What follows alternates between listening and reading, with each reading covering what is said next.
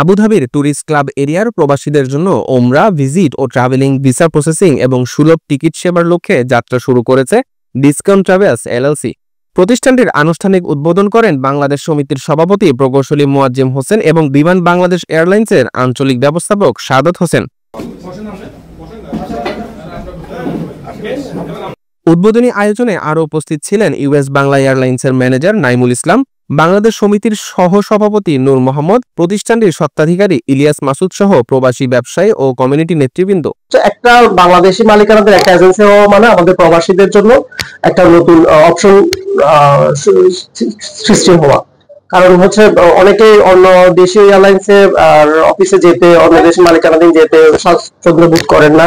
তো এখন যেহেতু আমাদের নিজেদের লোক মনে করে আমরা আমাদের পবিত্র কোরআন তেলাওয়াত ও দোয়ার মাধ্যমে শুরু হওয়া অনুষ্ঠানে বক্তারা প্রবাসীদের জন্য সুলভ ও সহজ সেবাদানের আহ্বান জানান। আমিরাতের শ্রমিক ভিসা ও অভ্যন্তরীণ ভিসা ট্রান্সফারের সুযোগ বাড়ানোর বিষয়ে সরকারকে অনুরোধ করা হয়।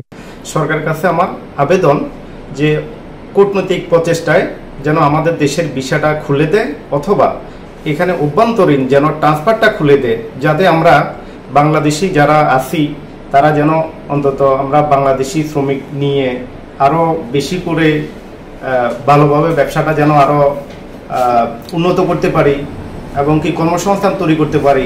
স্বত্বাধিকারী ইলিয়াস মাসুদ অতিথিদের প্রতি কৃতজ্ঞতা প্রকাশ করে সবার দোয়া ও সহযোগিতা কামনা করেন ব্যবসার সফলতার জন্য।